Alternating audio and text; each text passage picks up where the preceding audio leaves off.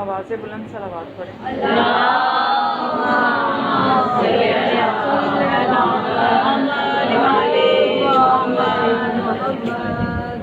صلوات پڑھتے جائیں.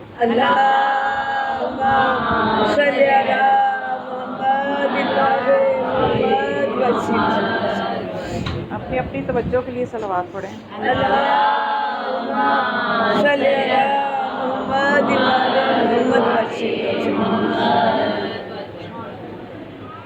اعوذ باللہ من الشیطان اللعین الرجیم. بسم اللہ الرحمن الرحیم. الحمد للہ الذی نور قلوبنا بنور الایمان وبصر عیوننا بضوء العرفان ثم الصلاة والسلام على رسول الرحمن. صلی علی محمد. ثم الصلاة والسلام على قاضي دینه ومنفذ احکامه ومروج الایمان. صلی علی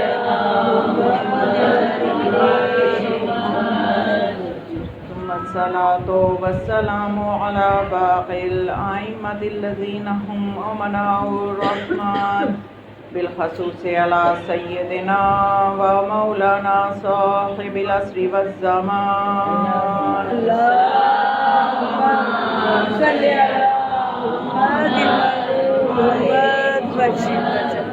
ولعنة الله على أعدائهم أجمعين من يومنا هذا إلى يوم الدين.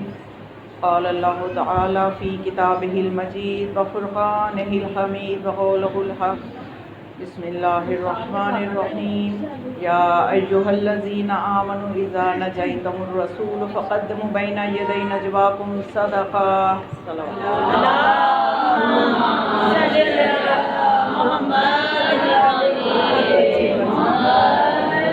ماشاءاللہ سے آپ سب کا فرش عزا پہ آنا، اپنے گھروں سے وقت نکال کے صرف ایک مقصد ہے، بی بی کو پرسہ دینا. بی بی راضی ہو جائیں، مولا راضی ہو جائیں، وقت کے امام کی خدمت میں پرسہ پیش کر دیں، تو یقین کیجئے کہ یہ آپ کا فرش عزا پہ چل کے آنا آپ کی معرفت آل محمد کی دلیل ہے. بے شک. اور یہ اجر رسالت ہے جو آپ ادا کر رہے ہیں. بے شک. یعنی ایک مجلس میں آ کے بیٹھنے سے دنیا اور آخرت کی کتنی سعادتیں ہیں جو ہم انجام دیتے ہیں اور کتنے فائدے ہم لے کے جاتے ہیں. مشہور روایت ہے نا، معتبر روایت ہے کہ جو کوئی مولا علی کے فضائل کو سنتا ہے اس کے کانوں کے گناہ ختم ہوتے ہیں، جو لکھتا ہے اس کے ہاتھوں کے گناہ ختم ہوتے ہیں، جو بیان کرتا ہے اس کی زبان کے گناہ ختم ہوتے ہیں. تو اس فرش عزا پہ آنے سے میری زبان کے گناہ ختم ہو جائیں گے، آپ کے کانوں کے گناہ ختم ہو جائیں گے. بہت دنیا اور آخرت کی سعادتیں ہیں اور ایمان کی دلیل ہے اس فرش عزا پہ آ کے بیٹھنا. ایک شخص تھا، وہ مولا کی خدمت میں آیا، امام صادق علیہ السلام کی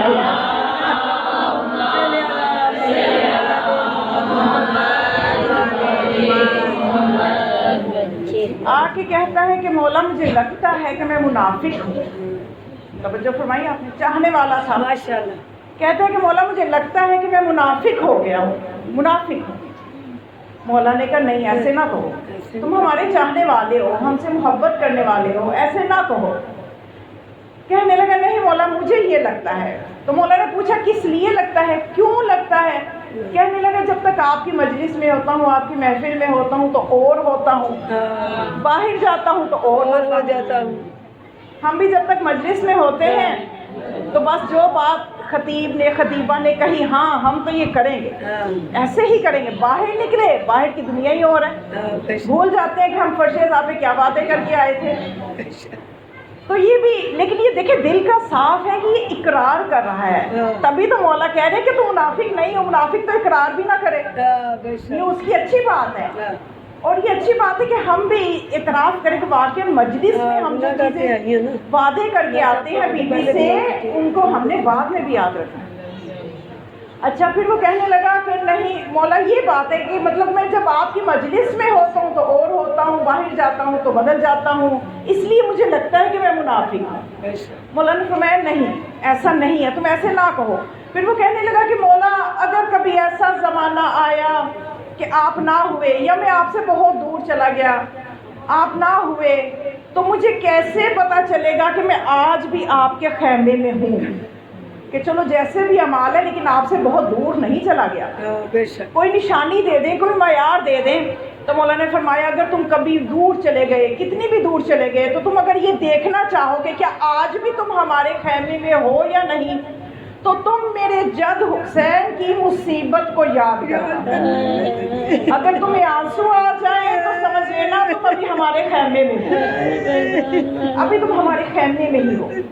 تو مومنات یہ آنا اور آپ کا آنسو بہانا آپ کی اس بات کی دلیل ہے کہ ہم آل محمد کے خیمے میں ہیں۔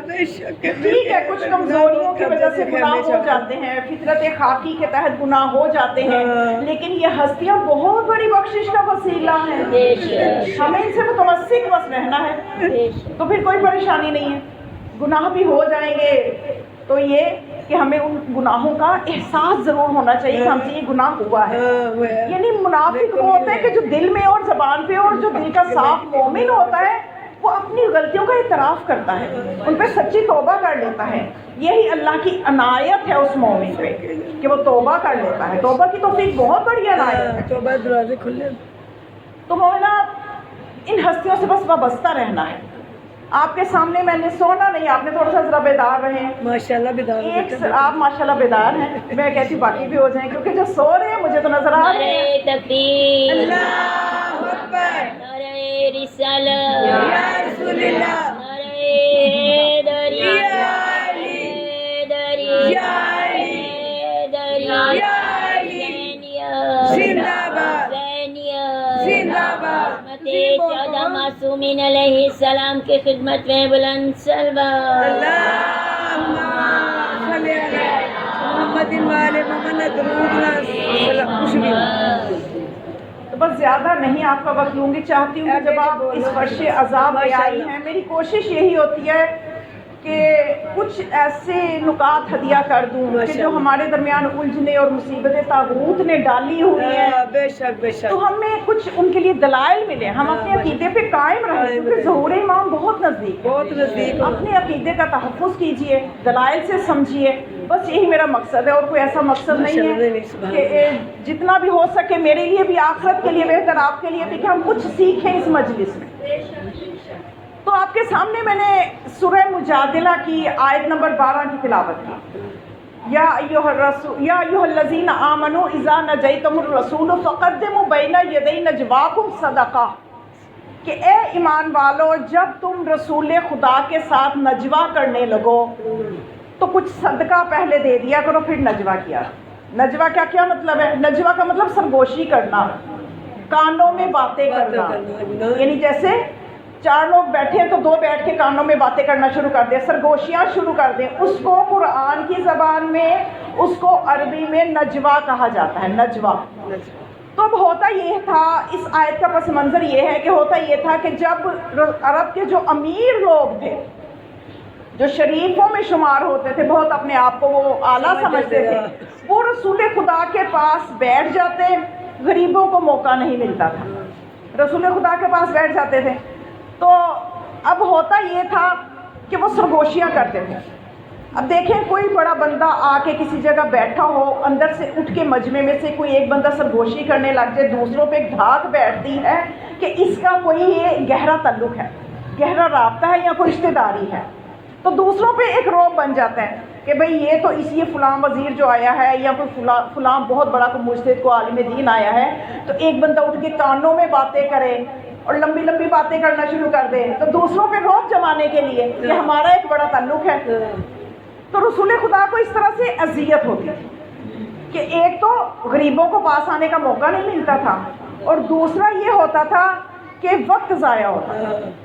اور آپ نے تو خود فرمایا کہ سرگوشی جو ہے وہ آداب محفل کے خلاف ہے. آپ کی حدیث مبارکہ ہے کہ جہاں بھی 3 لوگ بیٹھے ہو 2 آپس میں کانوں میں باتیں نہ کریں, تیسرا ورنہ یہ سمجھے گا پتہ نہیں میرے لیے کوئی بات ہو رہی ہے, وہ بدگمانی میں مبتلا ہو جائے گا. تو جب آپ کے اخلاقیات میں ہی یہ بات نہیں تھی تو آپ کو اس حوالے سے بھی اذیت ہوتی تھی کہ لوگ آ کے اس طرح سے کانوں میں باتیں کرتے تھے. تو اب ہوا یہ کہ خدا نے جب یہ منظر دیکھا تو اللہ نے آیت بھیج دی, یا ایھا الذین آمنوا اذا نجیتم الرسول, کہ جب تم رسول سے نجوا کرنا چاہو فقدموا بین یدی نجواکم صدقہ, تو نجوا سرگوشی کرنے سے پہلے کوئی صدقہ نکالو. یعنی اخلاق حسین شرازی بڑا اچھا جملہ استعمال کرتے ہیں کہ الہی ٹیکس لگ گیا. الہی ٹیکس لگنے کے بعد فرائض السمتین اہل سنت کی کتاب ہے, اس میں یہ لکھا ہے کہ جب یہ ٹیکس لگ گیا تو شمع نبوت تنہا ہو گئی, پروانے غائب ہو گئے. پیسے دینے پڑتے تھے نا, پروانے غائب ہو گئے. کوئی رسول سے وہ جو بھر بھر کے سرگوشیاں کرتے تھے اب کوئی سرگوشی کرنے نہیں آ رہا. صرف ایک ہستی تھی جو صدقہ کی شرط لگنے کے باوجود ایک دن ناغہ نہیں کیا, روزانہ سرگوشی کی, وہ مولا کائنات نعرہ حیدری حیدری شاہ نجف امیر رب الانتر صلوات اللہم صلی مولا کائنات فخر سے فرماتے ہیں کہ قرآن میں ایک آیت ایسی ہے, اِنَّا فِی الْقُرْآنِ لَآیَةً, قرآن میں ایک آیت ایسی ہے, مَا عَمَلَ بِهَا أَحَدٌ قَبْلِی, کہ مجھ سے پہلے بھی کسی نے اس پہ عمل نہیں کیا, وَمَا يَعْمَلُ أَحَدٌ بِهَا مِن بَعْدِی, اور میرے بعد بھی کوئی اس پہ عمل نہیں کرے گا, کر ہی نہیں سکتا. یعنی مولا فخر کرتے ہیں کہ قرآن میں ایک آیت ایسی ہے جس پہ صرف میں علی نے عمل کیا ہے, نہ میرے سے پہلے کسی نے کیا نہ بعد میں کوئی کر سکتا ہے. کیوں؟ اس لیے کہ یہ امتحان تھی. یہ آیت توجہ ہے سب کی, یہ آیت نجوہ اس کو کہا جاتا ہے, جیسا کہ آیتوں کے نام رکھ دیے جاتے ہیں نا, آیت تطہیر, آیت ولایت, ٹھیک ہے, آیت مباہلہ, اس طرح سے اس کا نام ہے آیت نجوہ. نون جیم واو چھوٹی ہے, سورہ مجادلہ کی آیت نمبر 12 آپ دیکھیے گا جا کے. تو اب علی یہ فخر کرتے تھے, اچھا پہلے نہ کسی نے عمل کیا نہ بعد میں کر سکے گا. پہلے اس لیے نہ کیا کہ صدقہ دینا پڑتا تھا, بعد میں اس لیے نہ کوئی کر سکا کہ یہ آیت صرف 10 دن رہی اور 11ویں دن اس کی منسوخ آ گئی. یعنی یہ آیت منسوخ ہو گئی اور اس کی ناسخ آ گئی. یہ آیت منسوخ کر دی اللہ نے, بس آزمائش ہونی تھی مومنوں کی, ہو گئی کہ کون ہے جو ابھی بھی جا کے رسول سے نجوہ کرے. 10 دن تک یہ آیت رہی, یہ حکم رہا, لیکن 11ویں دن اس کی ناسخ آ گئی جس نے اس آیت کو منسوخ کر دیا. اب اللہ نے کہا اشفقتم بین یدی نجواکم صدقات, 13ویں آیت, یہ 12ویں تھی نا, 13ویں میں پھر اللہ نے فرمایا کیا تم ڈر گئے تھے کہ اگر رسول سے نجوہ کریں گے تو غریب ہو جائیں گے. تو مولا کائنات اس پہ عمل کرتے تھے, اس لیے کہ 10 دن رہی تو مولا فرماتے ہیں کہ میں نے 1 دینار کے 10 درہم کروائے اور 1 درہم صدقہ دیتا اور جا کے نجوہ کرتا, 1 درہم صدقہ دیتا جا کے نجوہ کرتا. 10 دن تک مسلسل مولا کائنات نے نجوہ کیا کہ جب اور کوئی پاس نہ آیا, نہ پہلے کوئی عمل کر سکا نہ بعد میں کسی نے عمل کیا. یہ ایک فخر ہے مولا کائنات کا.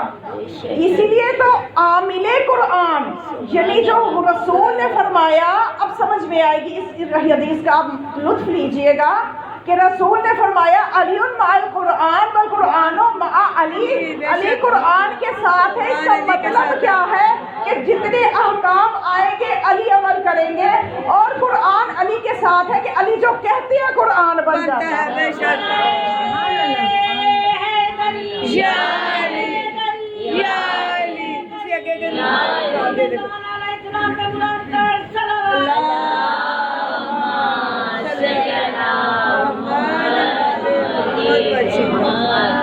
آج ہم بہت خوش ہوتے ہیں مولا کے فضائل سنتے ہیں. ماشاءاللہ بے شک. ہمارے درمیان بہت سے مسئلے ہیں. ابھی ہم دوسروں کے مسئلوں کو تو کیا کریں, ہمارے اپنے گھر میں بڑے سے مسئلے شروع ہو گئے ہیں. بے شک. اگر کسی نے زیادہ نعرے لگوا کے چلی گئی تو ایک طبقہ کہے گا لو جی کوئی درس تو دیا نہیں, کوئی درس نہیں دیا, بس نعرے لگوائے اور چلی گئی. مجلس ہوتی نہیں ہے, ہوتی نہیں نہیں ہے. بالکل. لیکن کہتے ہیں بعض لوگ لو جی نعرے لگوا کے چلی گئی. اچھا کوئی آئی بیچاری وہ درس دے کے چلی گئی, ٹھنڈی مجلس پڑ گئی, ٹھنڈی, کوئی نعرہ ہی نہیں لگا. نعرہ حیدری, جنرل حیدری, حیدری, شاہ نجف بلند تر سلوات,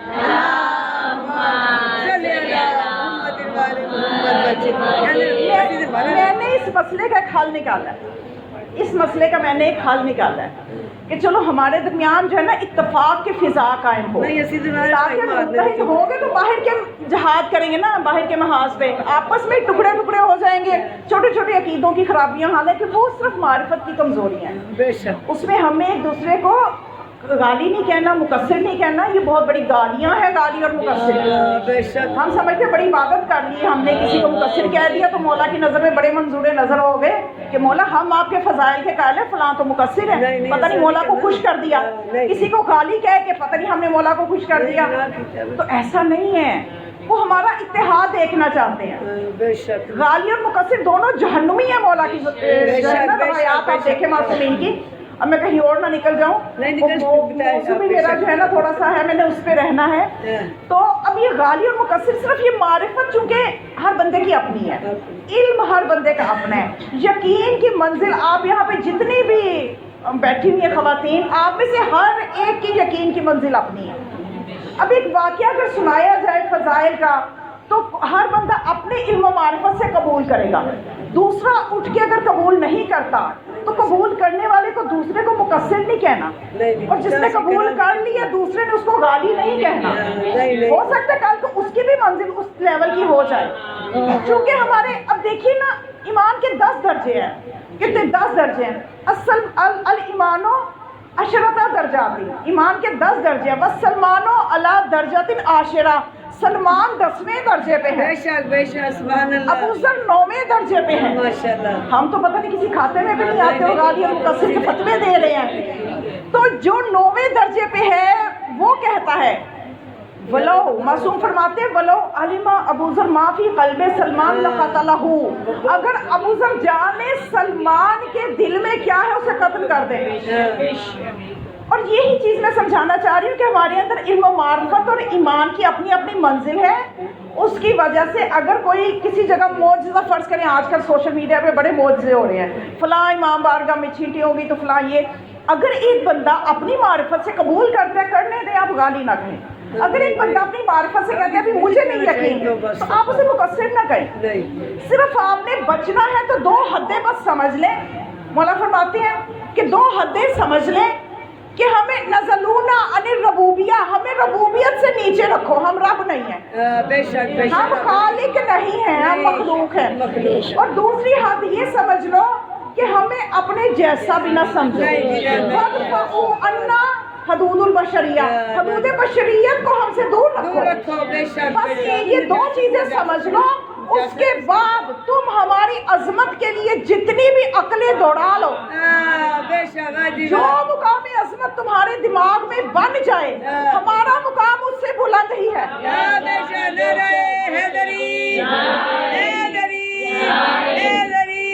حضرت امام حسین علیہ السلام کی عظمت شان پہ بلند ترین سلوات.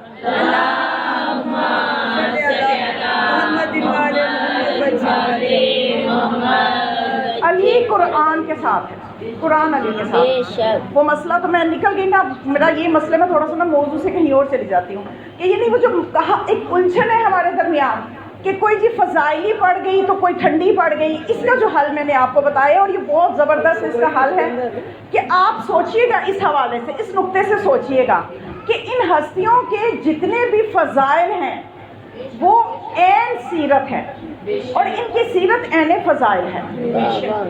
بات مسئلہ کچھ بھی نہیں ہے. اور اس میں یہ ہے کہ دیکھیے ابھی جو میں نے ایک حدیث آپ کے سامنے بیان کیا, آپ نے کتنے نعرے لگائے کہ علی قرآن کے ساتھ ہے, قرآن علی کے ساتھ ہے. اس میں فضیلت بھی مل گئی, اس میں ہمیں درس بھی مل گیا.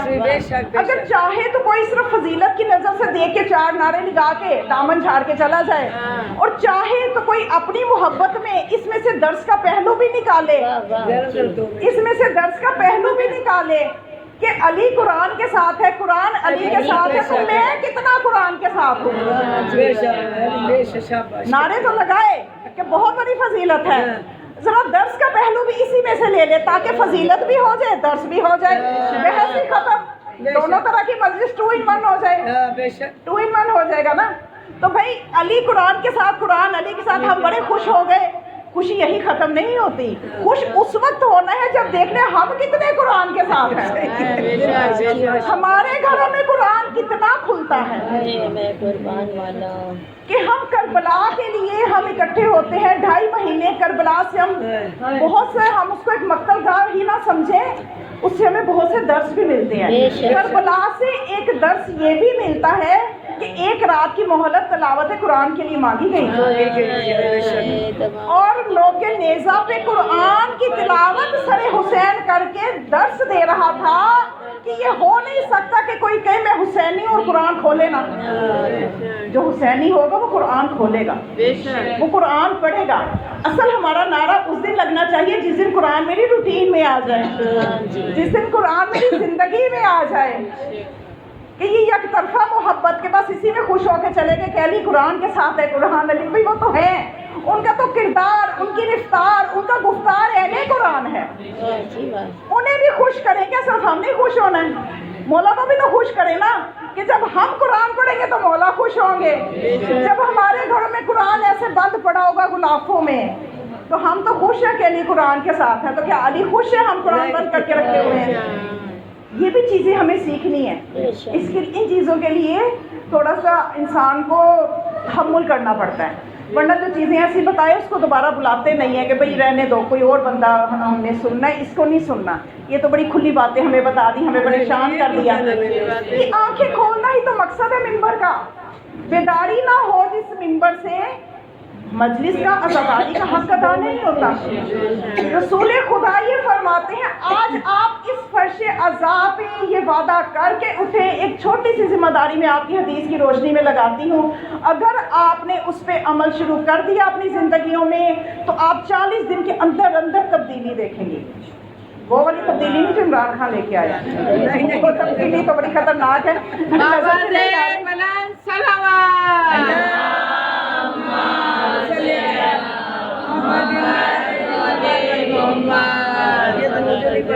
ہمارے دیگر صلوات.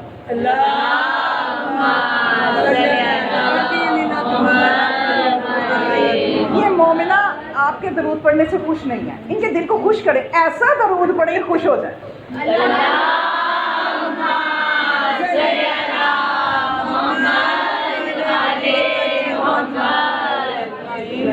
محمد مصطفیٰ فرماتے ہیں من قرأ 10 آیات کل لیل لم یکتب من الغافلین, کہ جو کوئی رات سونے سے پہلے یا 24 گھنٹوں میں کسی بھی وقت 10 آیات کو پڑھ لے. 10 کوئی زیادہ ہے؟ بالکل زیادہ نہیں ہے. یہ 10 آیات آپ نے اس طرح نہیں کرنا کہ ایک آپ نے سورہ الحمد روزانہ پڑھی کھڑے کریں اور ساتھ ہی ایک آیت الکرسی لی, ایک آپ نے وہ سورہ کوثر لے لی, 10 آیتیں پوری ہو گئی, روزانہ اسی پہ رہے. اس سے غفلت دور نہیں ہوگی. وہ میں بتاتی ہوں کیسے 10 آیات پڑھنی ہے. صرف 10 آیات پڑھنی ہے, اور آپ پھر رسول فرماتے ہیں کہ جو 10 آیات پڑھ لے گا اس کا شمار غافلین میں نہیں ہوگا. کتنی بڑی بات ہے کہ ہم غفلتوں سے نکل آئیں. اور پھر کس طرح سے ان کو پڑھنا ہے کہ آپ نے سورہ الحمد سے شروع ہو جانا ہے اور 10 آیتیں اس طرح ترتیب سے تاکہ پورا قرآن آپ کی نظر سے گزر جائے. اور ان 10 آیات کو پڑھنا نہیں ہے, ان کا مطالعہ کرنا ہے. کوئی بھی ایک ترجمے والا قرآن لے لیں, 10 آیتیں پڑھیں, 11 نہ ہو, 10 ہی صحیح میں کہتی ہوں, آپ اتنی ہمت نہ کریں کہ ہم جی 11 یا 12 نہیں، چھوٹا سا عمل ہو اس میں استقامت ہونی چاہیے. کنٹینیوٹی جو ہے نا یہ بہت ضروری ہے. درجات کی بلندی کمال تک پہنچنے کے لیے استقامت، عمل بے شک چھوٹا ہو لیکن وہ مستقل ہونا چاہیے. بے شک سبحان اللہ. یہ نہ ہو کہ شوق سے ایک دن 15-20 پڑھ لی، اگلے دن کوئی بھی نہ پڑھی. روزانہ 10 آیتیں ہر حالت میں پڑھ سکتے ہیں، کوئی مسئلہ نہیں ہے. قرآن جو ہے حد مکروہ ہے کچھ ایام میں. تو اب بات یہ ہے کہ آپ نے 10 آیتیں پڑھنی نہیں ہے، ان کا مطالعہ کرنا ہے، ترجمے کے ساتھ ان کو پڑھنا ہے. جہاں سے سمجھ نہ آئے اس کو انڈر لائن کریں، اس کی تفسیر کھول کے پڑھیں، اور پھر محنت تھوڑی سی کر لیں 10 آیتوں پہ، جتنی کر سکے، جتنا ٹائم آپ کے لیے. دیکھیے ہمارا یہ اصل میں کام آنے والی یہی چیز ہے. تو جب آپ 10 آیتوں کا عمل شروع کر لیں گی تو آپ 40 دن تک مسلسل جب یہ عمل کریں گے، یقین کیجئے 40 دن پورے نہیں ہوں گے، آپ کے اندر بہت اچھی تبدیلیاں آئیں گی، آپ ان کو محسوس کریں گی. آپ کے آگے قرآن کے راز کھولنا شروع ہو جائیں گے. بے شک بے شک. قرآن اپنے راز کھولنا شروع کر دے گا. یہ وہ معیت ہے قرآن کی جو ہم نے مولا کے صدقے سے حاصل کرنی ہے. توجہ فرمائی. تو اب یہ جو ہے قرآن جو ہے یہ ہماری زندگی میں اطمینان اور سکون اور انقلاب لا سکتا ہے. تو بس اگر ہم علی سے محبت کرتے ہیں، اہل بیت سے متمسک ہونا چاہتے ہیں، ہمیں قرآن کو اپنی زندگی میں لانا ہوگا. جس دن قرآن ہماری زندگی میں آئے گا اس دن ہم یہ نعرہ جب لگائیں گے نا، علی مال قرآن، یہ حدیث سنیں گے خوش ہوں گے، علی بھی خوش ہوں گے. علی تو ایسے امام ہے کہ ہم ان پہ فخر کرتے ہیں کہ علی ہمارے امام ہیں. آپ ان کی زندگی میں ترک اولا کا ایک دھبا تک نہیں دکھا سکتے، کتنے کتنے دشمن ہو، کوئی دشمن بھی ایک ترکی اولا کا دھبا بھی نہیں دکھا سکتا. تو ہم بھی ایسے بنے کہ علی ہم پہ فخر کرے، یہ میرے چاہنے والے ہیں. ماشاءاللہ بے شک. تو بس مومنات ایک مولا کائنات کی خوشنودی کے لیے صلوات پڑھیں.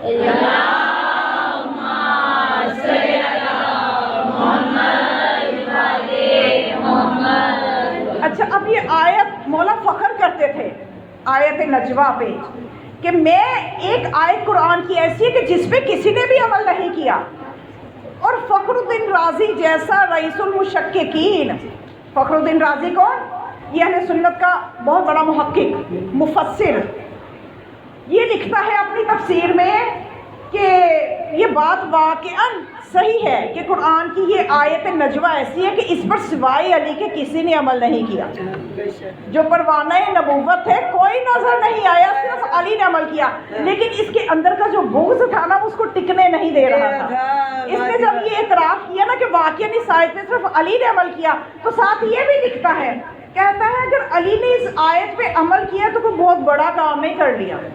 یہ تفسیر میں لکھا ہے، یہ کوئی اتنا اچھا کام نہیں کیا علی نے، اور جنہوں نے عمل نہیں کیا انہوں نے اچھا کیا. حیرت ہے بھائی، بہت حیرت ہے ایسی سوچ پہ کہ جس میں اتنا تعصب اور بغض پایا جاتا ہو. اچھا کیوں علی نے اچھا نہیں کیا؟ تو آگے لکھتا ہے کہ اس لیے اچھا نہیں کیا کہ غریبوں کے پاس صدقہ دینے کے لیے پیسے نہیں تھے، اور جو امیر ہیں وہ اس لیے نہ آ سکے کہ 10 دن کے بعد آیتیں منسوخ ہو گئی. تو ان موصوف کو ایک جواب تو یہ دینا چاہیے کہ 10 دن امتحان کے لیے کافی تھے. کسی ایک دن ہی کوئی پروانہ آ جاتا، کوئی صحابی آ جاتا. آج کتنی صحابیوں کے لیے ریلیاں نکل رہی ہیں ان کی محبت میں، تو ان کی محبت کو چیک تو کریں کہ جو ہی الہی ٹیکس لگا کوئی صحابی نظر ہی نہیں آ رہا صحبت میں. تو اب 10 دن کافی ہیں، اور اس میں غریبوں کا بھلا تھا کہ جتنا وہ آتے صدقہ دیتے وہ سارا مال غریبوں میں تقسیم ہونا تھا. اس کا ایک دوسرا جواب میں یہ دوں گی کہ آیت کا اگلا حصہ جو ہے لگتا ہے فخر الدین رازی نے آنکھیں بند کر لی ہوں گی، کیونکہ ان لوگوں کی طریقہ ہی یہی ہے، آدھی آیت پڑھتے ہیں اپنے مطلب کی، آدھی آیت کو چھوڑ دیتے ہیں. تو دیکھیے خدا کیا فرما رہا ہے کہ جب تم رسول سے نجوہ کرنا چاہو اس سے پہلے صدقہ دو. پھر آگے فرمایا ذالک خیر لکم واطہر، یہ تمہارے لیے بہتر ہے اور زیادہ پاکیزہ ہے. خدا جس کو بہتر اور پاکیزہ کہے، فخر الدین رازی اس کو کہے یہ بہتر نہیں ہے. اللہ کے حکم کا انکار کیا جا رہا ہے. اللہ جس چیز کو کہہ رہا ہے یہ پاکیزہ ہے، یہ بہتر ہے، یہ موصوف کہتے ہیں نہیں یہ پاکیزہ نہیں ہے، یہ تو بہتر ہی نہیں ہے اس پہ عمل کرنا. تو اب بتائیے کہ جو وارثان قرآن ہوں گے وہ جو بھی عمل کریں گے وہ حکم الہی کے عین تابع ہوگا. تو یہ وارثان قرآن ہے. تو یہ مولا علی کی بہت بڑی فضیلت ہے کہ آیا نجوہ اس پہ عمل صرف امیر کائنات نے کیا. اور یہ ایسا فخر تھا مولا کائنات کا کہ عبداللہ ابن عمر وہ یہ کہتا ہے کہ اگر پوری دنیا سرخ اونٹوں سے بھر جائے. آپ کو پتہ ہے عرب میں ایک سرخ اونٹ کس کے برابر ہے؟ یہ آج کل کی آپ قیمتی ترین گاڑی جس کو کہ MW یا کچھ بہت باہر سے مہنگی ترین کروڑوں میں جو گاڑیاں آ جاتی ہیں، لاکھوں سے اوپر کروڑ میں قیمت چلی جاتی ہے، یعنی ایسی ایک گاڑی اس زمانے کا ایک سرخ بالوں والا اونٹ. اور یہ عربوں کی بہت سی روایتوں میں آپ کو سرخ بالوں والے اونٹ بڑی جگہ واقعات میں نظر آئیں گے، اس طرح سے کہتے ہوئے کاش یہ میرے پاس ہوتا، کاش یہ میرے پاس ہوتا. ایک دفعہ مولا کائنات ایک جگہ سے گزر رہے تھے تو ایک شخص تھا بڑا غمگین بیٹھا ہوا ہے، پریشان بیٹھا ہوا ہے، جیسے ہم بھی پریشان ہو جاتے ہیں. اس کی پریشانی سنیں گی تو آپ کو لگے گا کہ ہم بھی ان معاملات میں پریشان ہو جاتے ہیں. پریشان بیٹھا ہوا تھا. مولا نے پوچھا کیا مسئلہ ہے، کیوں اتنا غمگین ہے؟ کہنے لگا مولا میری زندگی کی یہ حسرت تھی کہ میرے پاس 100 سرخ بالوں والے اونٹ ہوتے، لیکن افسوس کہ ابھی تک صرف 30 کے 40 کر پایا ہوں. تو مولا نے فرمایا بس یہ وجہ تیرے غمگین ہونے کی، تو خود اپنی سوچ کی وجہ سے غمگین ہے. اگر ابھی تیرے ساتھ کچھ معاملہ بدل جائے تو تیری تمنا بدل جائے. کہنے لگا مولا سمجھا نہیں. مولا نے فرمایا تجھے قدر نہیں ہے، اگر ابھی تیری ایک آنکھ ضائع ہو جائے تیری دعا بدل جائے گی. تو پھر یہ نہیں کہے گا 100 سرخ بالوں والے ہوں، تو کہے گا کاش میری یہ آنکھ ٹھیک ہو جائے. وہ جو نعمت تیرے پاس موجود ہے اس کی تجھے قدر نہیں ہے، اور تو نے اپنی زندگی کو خود پریشان کر رکھا ہے 100 سرخ بالوں والے اونٹوں کے چکر میں. تو اسی طرح ہم لوگ بھی جو نعمتیں اللہ نے دے رکھی ہیں ان میں کوئی توجہ نہیں ہے، جو نہیں ہے اسی کو سوچ کے اپنی زندگیاں خراب کی. شکر کرو. ہماری زندگیوں کے 80% مسئلے کبھی آپ جا کے سوچئے گا وہ حب دنیا کی وجہ سے. اگر ہم حب دنیا کا جو مسئلہ ہے اس کو نکال دیں ہماری زندگیوں میں اطمینان آ جائے. ہمارے مسئلے ہی حب دنیا سے شروع ہوتے ہیں، حب دنیا پہ ختم ہوتے ہیں. یہ بہت بڑا سمجھ لیجئے کہ انسان کی روح کو تباہ کرنے والا عامل ہے حب دنیا. تو بس میں عرض یہ کر رہی تھی کہ عبداللہ ابن عمر کہتے ہیں کہ پوری دنیا کو سرخ بالوں والے اونٹ سے بھر دو تو اس سے بھی بہتر میرے لیے یہ ہوگا، یعنی اس دنیا کی پرواہ نہیں ہے، اس سے بھی قیمتی میرے لیے یہ ہوگا کہ جو علی کو 3 فضیلتیں ملی ہیں ان میں سے کوئی ایک مجھے بھی مل جائے. ان میں سے کوئی ایک بھی مجھے مل جاتی. اچھا بھائی وہ کون سی 3 فضیلتیں جس پہ آپ اتنا زیادہ افسوس کر رہے ہیں کہ آپ کو ایک بھی نہیں ملی؟ تو عبداللہ ابن عمر نے کہا کہ ایک آیت نجوہ کا علی کی شان میں اور علی کا اس پہ عمل کرنا، اور دوسرا داماد رسول ہونا، اور تیسرا خیبر کا فتح کرنا. یہ 3 وہ فضیلتیں ہیں کہ ان میں سے ایک بھی مجھے مل جاتی. تو اب آیت نجوہ کا جہاں تک سوال ہے بھائی وہ تو مولا کی شان میں آیت نازل ہوئی، مولا نے ہی اس پہ عمل کیا اور اس کے عامل صرف مولا علی ہیں. کیونکہ اس سے پہلے ان عبداللہ ابن عمر کے جو والد ہیں وہ بھی خواہش کرتے رہے، 40 انگوٹھیاں دے دی کہ شاید میرے لیے بھی کوئی آیت اتر آئے، تو تب بھی کوئی آیت نہ اتری. تو اب یہ آیت نجوہ جو ہے اس کی حسرت کرنا یہ تو صرف وارثان قرآن ہے جو قرآن پہ عمل کرتے ہیں. اور دوسرا اس نے یہ کہا تزویج جو بے فاطمہ، کہ علی کی تزویج فاطمہ سے ہونا یہ بھی ایک بہت بڑی فضیلت ہے. اور یہ فقط وہ فضیلت ہے کہ جب جناب سیدہ عمر کے اس حصے میں تھی کہ جب خواستگاری کے لیے پیغامات آتے تھے، عبد الرحمن ابن عوف بھی پیغام لے کے آیا، تو اس نے کیا کہا کہ یا رسول اللہ میں مہر میں کتنے 1000 دینار اور پتہ نہیں کتنے 100 اونٹ یمن کے ریشمی کپڑوں سے لدے ہوئے وہ مہر میں دوں گا، آپ اپنی بیٹی کی تزویج میرے سے کر دیں، عقد میرے سے کر دیں. تو رسول خدا نے ایک مٹھی کنکر اٹھائے اور اس کے منہ پہ پھینکے اور فرمایا امرھا الی ربھا، کہ فاطمہ کا یہ معاملہ اللہ کے ہاتھ میں ہے، یہ میرے ہاتھ میں ہے ہی نہیں، اور تو مجھے مال دنیا کا لالچ دیتا ہے. اس کے بعد जनाब सैयदा के अक्द की खासगारी के लिए रिवायत है, तारीख में मिलता है कि जब मौला अली आए तो रसूल खुदा का चेहरा खिल उठा। तो मौला के पास क्या है महर में देने के लिए? रसूल ने पूछा कि या अली आपके पास महर में देने के लिए क्या है? मौला ने फरमाया मेरे पास इस वक्त सिर्फ 3 चीजें, एक घोड़ा है, एक रिवायत में है कि घोड़ा नहीं नाका, और एक ज़िरा है और एक तलवार है।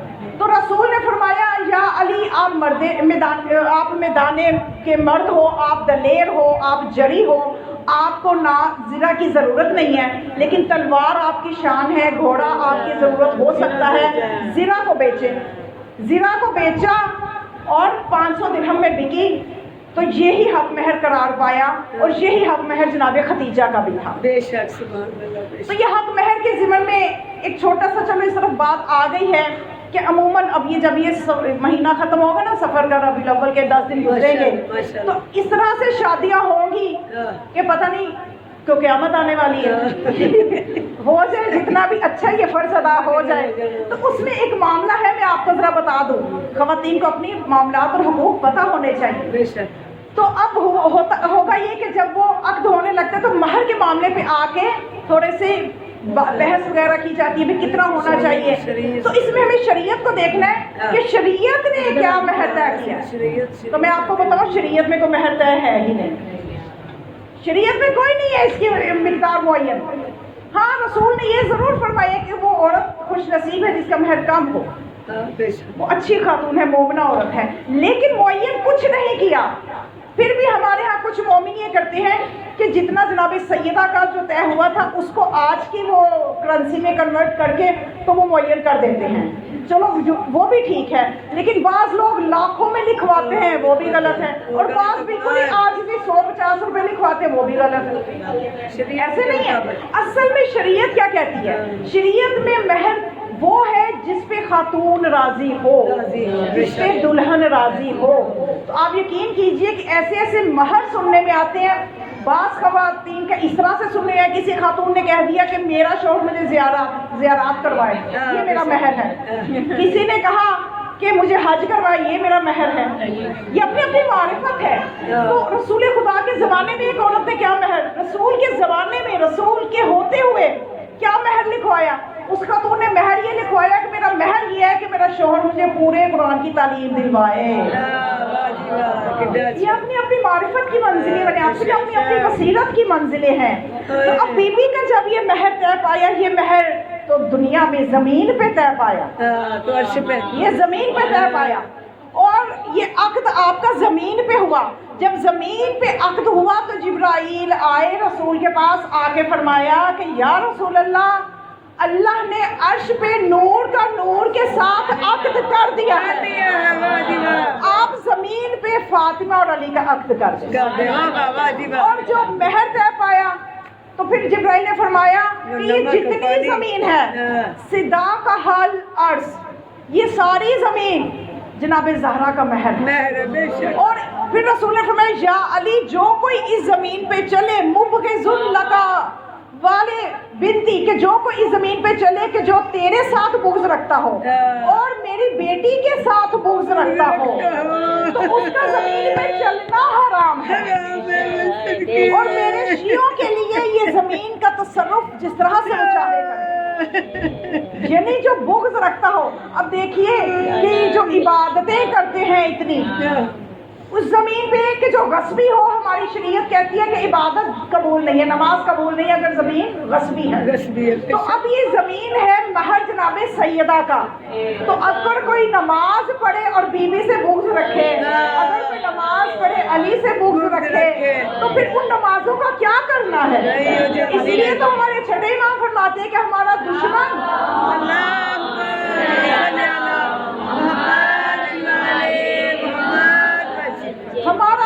चाहे नमाज पढ़े, चाहे जना करे, चाहे जो है वो इबादत करे, चाहे डाके डाले, बराबर। जब नूरे विलायत से दिल खाली है तो इसीलिए सरीहन रसूल ने फरमाया, बारहा फरमाया حب علی جن حسنا، علی کی محبت وہ نیکی ہے، لا یضر معہا سیئہ، کہ اس کے ساتھ کوئی برائی نقصان نہیں دے سکتی، وہ بغض علی جن سیئہ، علی سے بغض رکھنا وہ بدی ہے، لا ینفعہا معہا سیئہ، اس کے ساتھ کوئی نیکی فائدہ نہیں دے سکتی۔ بے شک۔ تو یہ محبت علی اور یہ بغض علی، یہ دونوں سلسلے چلتے آ رہے ہیں۔ قیامت تک رہے۔ تو اب یہ جناب سیدہ کو جب پتا چلا کہ ان کا مہر جو ہے 500 درہم قرار پایا ہے، زمین پہ جو قرار پایا ہے، تو روایت کہتی ہے کہ بی بی اپنے بابا کی خدمت میں آئی۔ میں نے بتایا نا کہ شریعت میں معین نہیں ہے، جناب سیدہ بنت رسول ہونے کے باوجود وہ خاموش نہیں رہی۔ مہر وہی ہے جو دلہن، جو خاتون طے کرے۔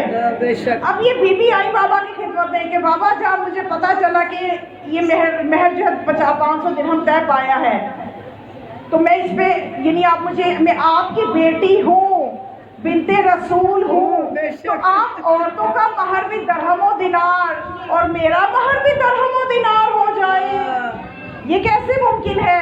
تو رسول نے پوچھا بیٹی کیا تو راضی نہیں ہے اس مہر پہ؟ بی بی نے فرمایا میں بابا میں نہیں چاہتی کہ میرا مہر درہم و دینار ہو، میں چاہتی ہوں کہ میرا مہر ایجد ہوا ربا کا، آپ اپنے رب سے دعا کریں کہ میرا مہر جو ہے وہ آپ کی گناہگار امت کی شفاعت قرار پائے۔ یہ ہیں وہ وسیلے، یہ ہیں وہ بخشش کے راستے جو اللہ نے ہمیں دیے ہیں۔ ہماری اپنی بد نصیبی ہے کہ ہم ان راستوں کو پہچانے نہ، ہم ان کی معرفت حاصل نہ کریں، ہم ان سے تمسک نہ کریں، ہم ان سے محبت نہ کریں، یہ ہماری بد نصیبی ہے۔ وگرنہ خدا تو ہمیں بخشنا چاہتا ہے، اس لیے تو اس نے اتنے مضبوط وسیلے ہمیں عطا کیے، اتنے مضبوط وسیلے عطا کیے ہیں۔ تو مومنات ہمیں ان وسیلوں کی معرفت حاصل کرنی، ہمیں دنیا اور آخرت کی کامیابیوں کے لیے۔ بس اب تیسری چیز پہ بھی تھوڑی سی روشنی ڈال دوں کہ تیسری چیز جس کی خواہش کی عبداللہ ابن عمر نے کہ وہ جو یوم خیبر علم علی کو دے دیا، وہ بھی کاش کہ وہی ایک فضیلت بھی مجھے مل جاتی، کوئی ایک مل جاتی، تو بھائی علم تو اس کو ملے گا۔ علم کس کو ملے گا؟ قرآن میں خدا یہ فرماتے ہیں سورہ مائدہ کی آیت نمبر 54 میں کہ یا ایھا الذین آمنوا من یرتد منکم سوف یأتی اللہ بقوم یحبہم ویحبونہ، کہ اے ایمان والو تم میں سے اگر کوئی مرتد ہو جائے تو اللہ کو اس کی پرواہ نہیں ہے، اللہ تمہاری جگہ ایسی قوم لے آئے گا جس سے اللہ محبت کرے گا اور جو اللہ سے محبت کرے گا۔ توجہ فرمائی، اس کا مطلب کہ کچھ ہستیاں ایسی ہیں جو اس مقام پہ ہیں۔ دیکھیے ہماری محبت یہ طرف ہے، ہم کہتے ہیں کہ ہم علی سے محبت کرتے ہیں، ہمیں نہیں پتا کہ علی ہم سے محبت کرتے ہیں یا نہیں۔ ہمیں اس چیز کے لیے ہم نے کیا کرنا ہے کہ ہمارے پاس بہت سی چیزیں جو ہمیں بتاتی ہے کہ یقیناً وہ ہستیاں بھی ہم سے محبت کرتی ہیں، لیکن ہمیں اپنے اعمال کو مزید بہتر کرنے ان کی زیادہ توجہ لینے کی۔ تو اسی طرح سے مولا کائنات جو ہے، اب یہ بھی محبت یقیناً یہ ہستیاں ہم سے کرتی ہیں۔ تو اب اس کا مطلب ایک گروہ ایسا ہے کہ جو اللہ اور اس کے رسول سے محبت کرتا ہے، اللہ اور اس کا رسول اس سے محبت کرتے ہیں۔ کچھ ہستیوں کا یہ مقام ہے کہ جو واضح اعلان ہو چکا ہے اس کا کہ خدا کہتا ہے کہ جو مرتد ہوتا ہے ہو جائے، میں ایسی قوم کو لے آؤں گا کہ جو اللہ اور اس کے رسول سے محبت کرتے ہوں گے، اللہ اور اس کا رسول اس سے محبت کرتے ہوں گے۔ وہ کون ہے؟ تو تاریخ میں دیکھیے ہمیں دو تین مقامات ایسے نظر آتے ہیں کہ جہاں پہ رسول واضح اعلان فرماتے ہیں کہ ایک وہ موقع کہ جب حدیث طیر آپ نے سنی ہوگی، ساری مسلمان کتابوں جتنے بھی مسلک ان کی کتابوں میں ہے کہ جب رسول خدا کے پاس ایک پرندہ بھنا ہوا کو لے کے آیا تھا محبت سے، تو رسول نے اس وقت کیا دعا کی تھی کہ اے اللہ اس کو بھیج دے جس سے تو محبت کرتا ہے اور جو مجھ سے محبت کرتا ہے۔ تو جو ایک انس بن مالک آپ کا جو غلام تھا، انس بن مالک، وہ باہر تھا دروازے پہ، جب آپ نے دستے دعا بلند کیے تو مولا علی آئے، تو اس نے کیا کہہ دیا؟ اس نے کہہ دیا رسول فارغ نہیں ہے، انہ مشغول، وہ مصروف ہے۔ مولا واپس چلے گئے، آپ نے دوبارہ دستے دعا بلند کیے، پھر علی آئے، اس نے پھر بھیج دیا، کہ رسول اللہ مصروف ہے. تیسری مرتبہ پھر آپ نے دستے دعا بلند کیے. تیسری مرتبہ جب علی آئے اس نے جب پھر وہی بات کی تو آپ نے جلال میں آئے اور بآواز بلند پوچھا کہ انس صحیح بتا تو ٹھیک بھی کہہ رہا ہے یا نہیں. آپ کی آواز کے اندر رسول کے کانوں میں جانا تھا کہ رسول نے پوچھا کہ انس کون ہے, اندر بھیجو. تو مولا علی اندر آئے تو آپ نے پوچھا یا علی اتنی دیر کیوں لگائی؟ آپ نے فرمایا یا رسول اللہ میں تو تیسری مرتبہ آیا ہوں. پھر آپ نے انس کو بلایا, انس تم نے کیوں اس طرح سے علی سے کہا؟ انس کہنے لگا کہ میرے اندر یہ لالچ آ گیا تھا کہ کوئی میرے قبیلے کا بندہ آ جائے, کوئی میرے خاندان کا بندہ آ جائے تو اس کو یہ سند مل جائے کہ اللہ اس سے محبت کرتا ہے, یہ اللہ سے محبت کرتا ہے. توجہ فرمائی آپ نے کہ یہ اللہ سے محبت کرتا ہے, یعنی میرے قبیلے کا کوئی بندہ. یعنی بغض دیکھیں آپ, بغض کا عالم دیکھیں کہ رسول کی موجودگی میں کس طرح سے بے شمار لعنت, رسول کی موجودگی میں کس طرح سے بغض دکھایا جا رہا ہے. تو جب انس نے اس طرح سے کہا تو پھر رسول نے فرمایا کہ قسم بخدا اگر علی آپ ابھی بھی نہ آتے تو میں صریحاً کہہ دیتا ہے خدا علی کو بھیج دے. بے شک بے شک. صلوات پڑھے بابا. اللہم صلی علی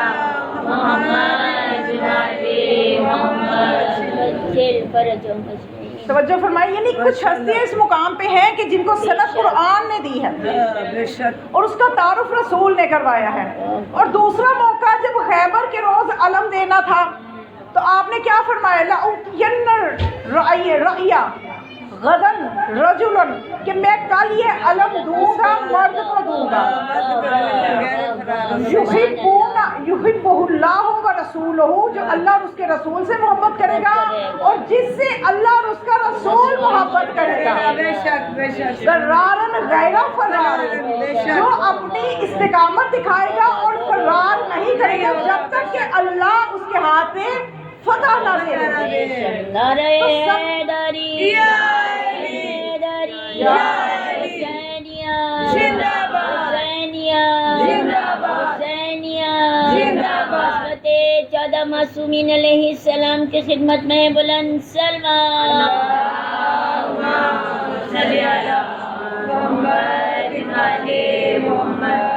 اب سب کو ثبوت مل گیا کہ وہ کون ہے جو اللہ اور اس کے رسول سے محبت کرتا ہے اور جواب میں اللہ اور اس کا رسول بھی محبت کرتا ہے. تو وہ مولا کائنات کا جب علم جب آپ نے دیا مولا کائنات کو اور آپ کے ہاتھ میں فتح بھی مل گئی, اب دنیا والوں نے دیکھ لیا. بس ایک نتیجے پہ 1 منٹ لگے گا لے کے آؤں گی, اس کے بعد مصائب کی منزل. پتہ نہیں آپ تھک نہ گئے؟ نہیں تھکے. ایک بیدار صلوات پڑھیں.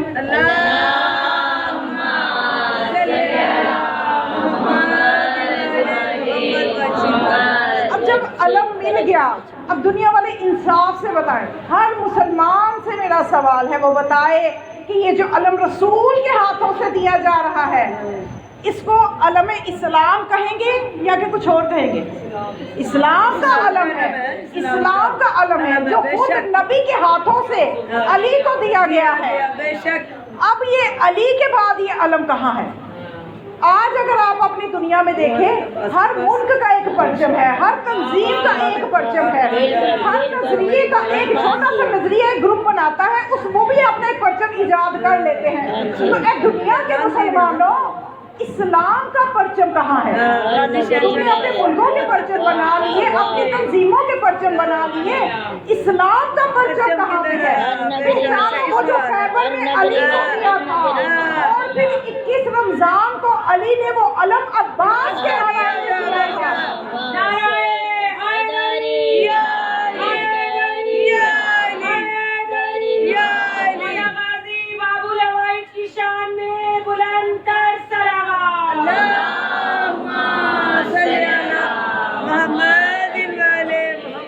تو آج اگر جو علم کی تعظیم کرے گا سمجھ لو اس نے اسی علم کی تعظیم کی جو اسلام کا علم ہے. جو علم کی توہین کرے گا اس نے اسی پرچم اسلام کی توہین ہے. تو اب وہ پرچم آج وہ علم آج اسلام کا پرچم ہے. اور اے مسلمانوں اگر تم پہچانو یا نہ پہچانو دشمن تم سے زیادہ ہوشیار ہے. آج کے یہودی نے وہ بھی یہودیوں کا کلا تھا جو علی نے فتح کیا تھا. اور یہودیوں نے پہچان لیا ہے کہ یہ جو شیعوں کا پرچم ہے یہ وہی علم ہے, یہ وہی پرچم ہے. اس لیے آج اسرائیل جو ہے وہ پاکستان کے مسلمانوں سے نہیں, پاکستان کے شیعوں سے ڈرتا ہے. ان کے پاس جو علم ہے یہ وہی علم ہے جو مرہم کے مقابلے میں آیا تھا. وقت کے مرہم کو شکست دینے کے لیے وقت کا علی جب آئے گا اس کے ہاتھ میں وہی علم ہوگا.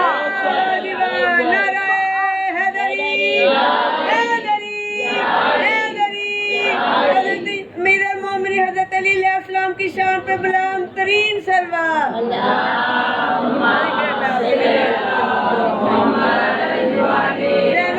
اس کے بچوں, اس کے شوہر, اس کے اہل خانہ کی صحت و سلامتی کے لیے بلند ترین سلوات. اللہم صلی علی محمد محمد. ماشاءاللہ بچوں سے ماشاءاللہ بہت شکریہ, جزاک اللہ.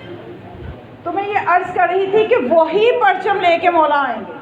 اور دیکھیے آج ہم مسلمانوں کی آنکھیں بند ہیں, نہیں سمجھ رہے, لیکن دشمن اتنا زیرک ہے, اتنا ذہین ہے, میں تو کہوں گی کہ انہیں پتا ہے. انہوں نے امام کے لیے تیاریاں کر رہے ہیں کہ ایک امام نے آنا ہے اور انہی میں سے آئیں گے, اور وہ صریحاً اعلان کر رہے ہیں کہ اور وہ وہی پرچم لے کر آئیں گے. امام کے ہاتھ میں وہی پرچم ہوگا. اور انہوں نے اس امام کی طاقت کو کیسے سمجھا دشمن نے. اب دیکھیں ہم نے آنکھیں بند کی ہوئی ہیں تو وہ اتنے ہوشیار ہیں کہ انہوں نے دیکھ لیا کہ اس امام کی طاقت یہ ہے کہ آج ان کا مجتہد ایک فتویٰ دیتا ہے تو پوری قوم اکٹھی ہو جاتی ہے. تو اس دشمن نے پہلے مجتہدین کے خلاف ایسے لوگ پیدا کیے کہ جو مجتہدین کو گالیاں دیں. آج اسی منبر سے یقین کیجیے جہاں تک دیکھا گیا ہے کہ یہ جو فٹ میٹ ہوتے ہیں نا جن سے چل کے عزادار اندر آتے ہیں, اس فٹ میٹ پہ ایک طرف علی خامنہئی کی تصویر, ایک طرف آیت اللہ سیستانی کی تصویر. یہ ہو رہا ہے. آنکھیں کھولنے کی ضرورت ہے, ضرورت ہے ہمیں آنکھیں کھولنے. ممبر سے یہ جب آگاہی نہیں ملے گی تو مجلس اس چیز کا نام نہیں ہے کہ میں چند فضائل سناؤں, میرے لیے تو آسان ہے, چند واقعات سناؤں گی, چند مسائل سناؤں گی تو بس مجلس ہو گئی. نہیں, میں اپنا جو خون جگر دیتی ہوں صرف اس لیے دیتی ہوں کہ شاید کہ کچھ بیداری ہو جائے, شاید کہ اتر جائے تیرے دل میں میری بات. تو ہمیں بیدار ہونے کی ضرورت ہے. انہوں نے مجتہدین کی طاقت کو جب دیکھا تو پھر انہوں نے سوچ لیا فتوے سے تو دنیا ہلنے لگی, تلوار کی طاقت کیا ہوگی, نائب کی جو ایسی ہیبت ہے آقا کی جلالت کیا ہوگی.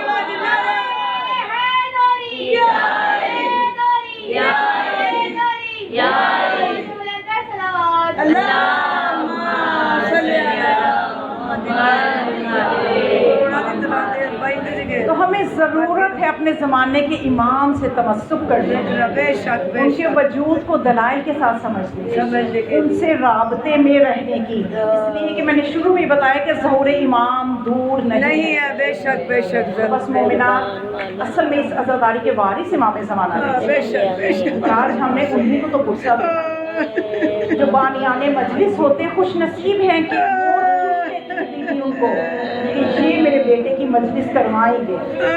خوش نصیب ہیں وہ لوگ, وہ مومنات کی جو چل کے مجلس میں آتی ہیں, اس لیے کہ علامہ نوری یہ فرماتے ہیں کہ کوئی مومن اور مومنہ مجلس میں نہیں آ سکتا جب تک کہ بی بی فاطمہ کے دستخط نہ ہو. آپ سب یہاں آئے ہیں, بی بی کی چنی ہوئی ہیں آپ, کہ آپ منتخب شدہ ہیں, کہ بی بی نے اپنے بیٹے کے غم میں رونے کے لیے آپ کو منتخب کیا کہ آئیں اور میرے حسین کے سفید عذاب میں آ کے پرسہ دیں. کیا ہوتا ہے اس پرسہ دینے سے, ان آنسوؤں سے کیا ہوتا ہے, بیوی کے زخم جو ہے وہ مندمل ہو جاتے ہیں, مولا حسین کے زخم مندمل ہو جاتے ہیں.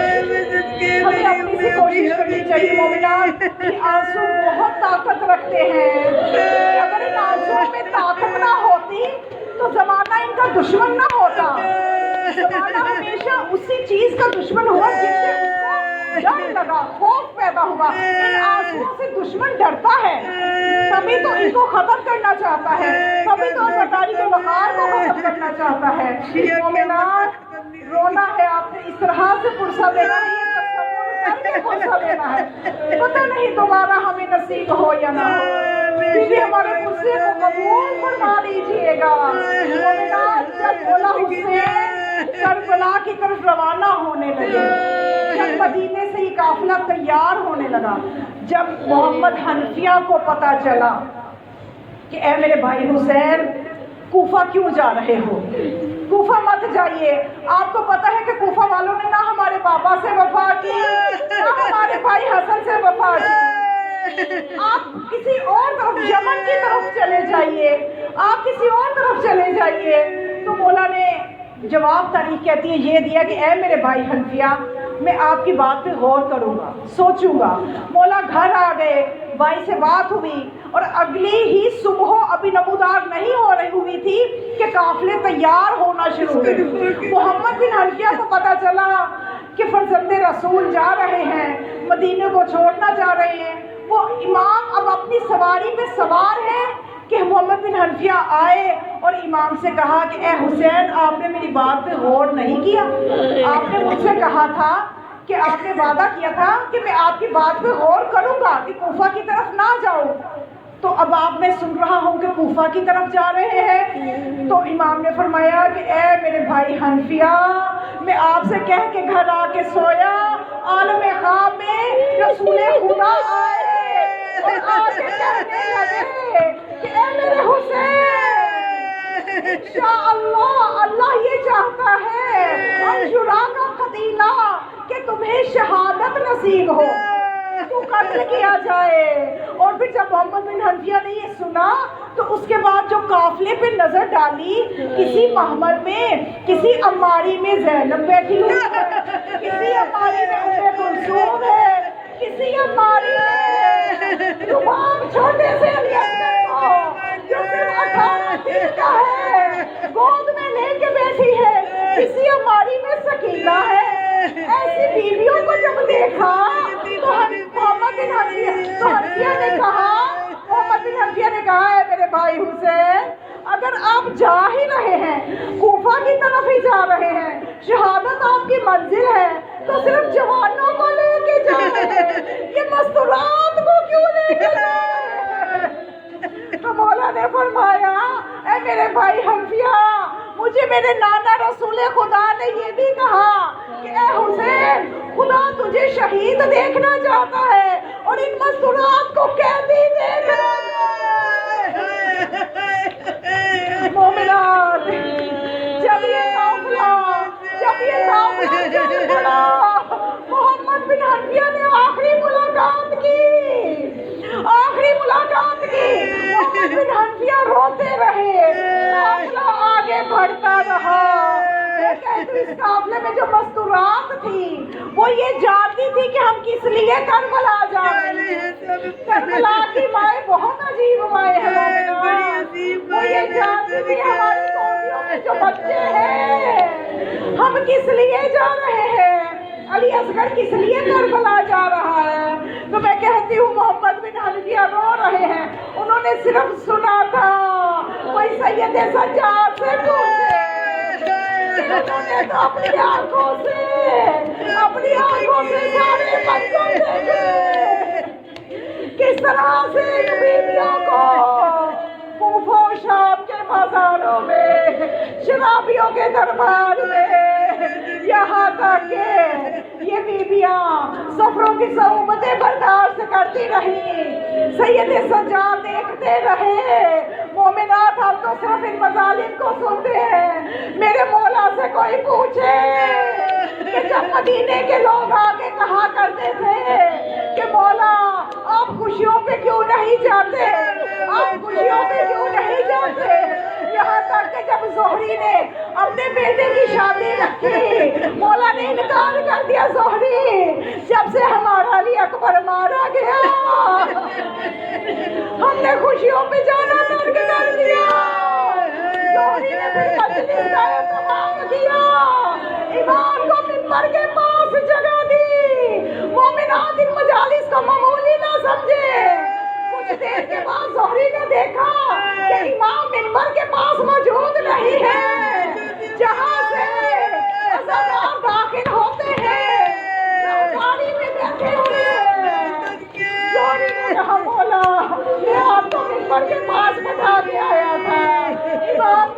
زہری تو صرف ظاہر کو دیکھ رہا ہے، جو میں دیکھ رہا ہوں اس مجلس میں کون کون آیا ہے؟